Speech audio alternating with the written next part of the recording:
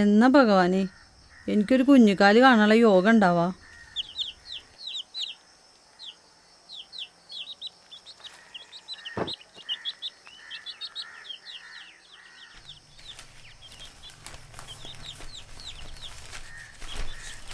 രണ്ട് വർഷമായി കല്യാണം കഴിഞ്ഞിട്ട് ഇതുവരെ യാതൊരു സൂചനയുമില്ല. ബന്ധുക്കളാണെങ്കിൽ ചോദിച്ചിട്ട് വയ്യ. ഇതുപോലൊരു മരുമോളെയാണല്ലോ എനിക്ക് കിട്ടിയത്. അതെങ്ങനെയാ? 24 മണിക്കൂറും കമ്പ്യൂട്ടറിലും ഫോണിലല്ലേ. ഇനി ഉണ്ടാവോന്ന് തന്നെ ആർക്കറിയാം. അമ്മയൊന്ന് പതുക്കെ, അവൾ കേട്ട സങ്കടാവില്ലേ? ഓ സങ്കടം, നീ അവളെ സങ്കടം കെട്ടിപ്പിടിച്ചിരുന്നോടാ. ഒരു പേരക്കുട്ടീനെ കൽപ്പിക്കാൻ പറ്റാത്ത സങ്കടം ഞാൻ ആരോടെ പറയാ. ഇന്നലെ ഞങ്ങൾ ചെക്കപ്പിന് പോയല്ലോ അമ്മ. അതിൻ്റെ റിസൾട്ട് ഇന്ന് കിട്ടും. അത് കഴിഞ്ഞിട്ട് പോരാ അവളെങ്ങനെ കുറ്റപ്പെടുത്തുന്നത്. പിന്നെ ഒരു PG ക്കാർ വീട്ടമ്മ മൊബൈൽ നോക്കുന്നല്ലേ അവൾ നോക്കുന്നുള്ളൂ. ഇന്ന് വൈകിട്ടാണ് ഡോക്ടർ അപ്പോയിൻമെൻറ്റ്. അവൾക്ക് കൂട്ടായിട്ട് അമ്മയുണ്ടാവണം.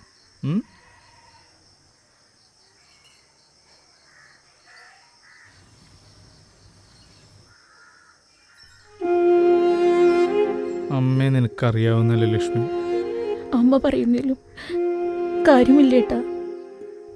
അച്ഛൻ മരിച്ചാൽ പിന്നെ ഏട്ടനെ വളർത്തിയതല്ല അമ്മയല്ലേ. അതിന് അങ്ങനെയുള്ളൊരമ്മയ്ക്ക് മകൻ്റെ കുഞ്ഞിനെ ലാളിക്കാനുള്ള മോഹം അത്ര തെറ്റൊന്നുമല്ലല്ലോ. അപ്പോൾ അവ എത്ര ആഗ്രഹിച്ചിട്ടുണ്ടാവും ഒരു കുഞ്ഞിക്കാല് കാണാൻ. എനിക്ക് വിഷമമൊന്നുമില്ല. ഏട്ടൻ മറ്റൊരു വിധത്തെ കുറിച്ച് ചിന്തിക്കണം. അമ്മ പറയും പോലെ ഞാനൊരു ഒരൊറ്റ കീറ് വെച്ചെന്നാണ്ടല്ലോ. രാവിലെ തന്നെ കല്യാണാലോചന കൊണ്ട് വന്നേക്കുക, അതും സ്വന്തം ഭർത്താവിന്. കൊള്ളാം. നോക്ക്, ഇന്ന് ഹാഫ് ഡേ ലീവ് ഞാൻ പറഞ്ഞിട്ടുണ്ട്. ഞാൻ വരുമ്പോഴേക്കും ഹോസ്പിറ്റലിൽ പോകാൻ ഒരുങ്ങിയെന്നോണം.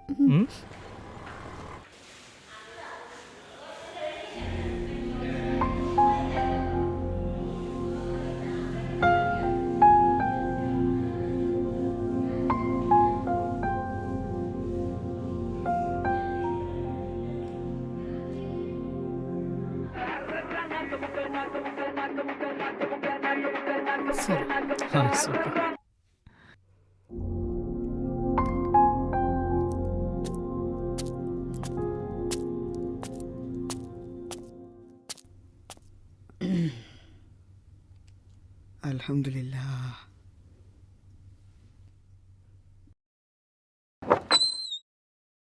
ലക്ഷ്മി മിഥുൻ,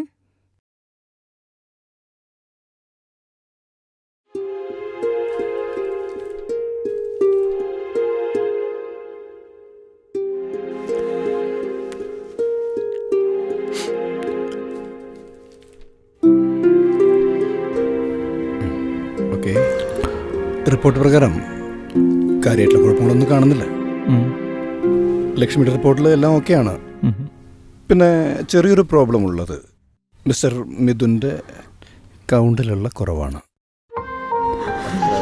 കോംപ്ലിക്കേറ്റഡ് ആയിട്ടുള്ള കുഴപ്പമൊന്നുമല്ല. നമുക്ക് ഞാനൊരു മെഡിസിൻ എഴുതുന്നുണ്ട്.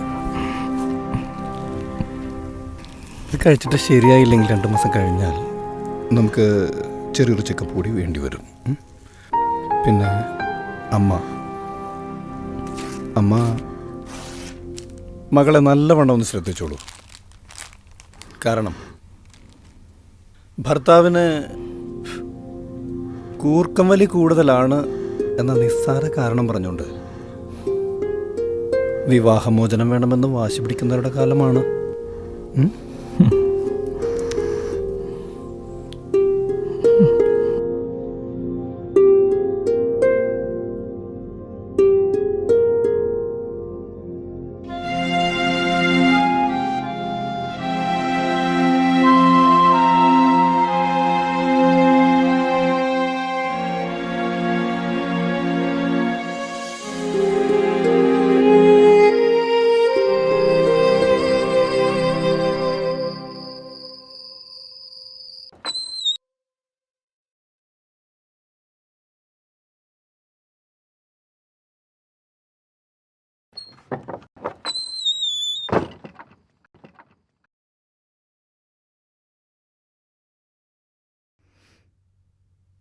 ഏട്ടൻ മരുന്ന് കഴിച്ചോ? ഉവ്. എനിക്കുള്ള മരുന്ന് എവിടെ? തനിക്കുള്ള മരുന്നോ? പ്രശ്നം എനിക്കല്ലടോ. അതിന് താനെന്തിനാ മരുന്ന് കഴിക്കണേ? എന്തിനാ ഏട്ടൻ ഇങ്ങനെ കള്ളം പറയണേ? മെഡിക്കൽ റിപ്പോർട്ട് ഞാൻ കണ്ടു. ആ റിപ്പോർട്ട് ഞാൻ വായിക്കുകയും ചെയ്തു. ഡോക്ടറെ കൊണ്ട് കള്ളം പറയിപ്പിച്ചാലേ. ഹേയ്, നിരാശപ്പെടാൻ മാത്രം പ്രോബ്ലമൊന്നും തനിക്കില്ലടോ. അദ്ദേഹം ഒരുപാട് കുടുംബങ്ങളെ രക്ഷിച്ചിട്ടുള്ള ആളാണ്. എന്തായാലും ആ വാക്ക് പാഴ്വാക്കാവില്ല. എന്നാലും ഞാൻ കാരണമാണല്ലോ ഏട്ടൻ മോശക്കാരനാവണതെന്ന് ആലോചിച്ചപ്പോൾ. ഈ ഒരു കാരണത്തിൻ്റെ പുറത്ത് ഇപ്പം നിന്നെ അമ്മേനൊന്നും ഒഴിവാക്കാൻ എനിക്ക് പറ്റില്ല.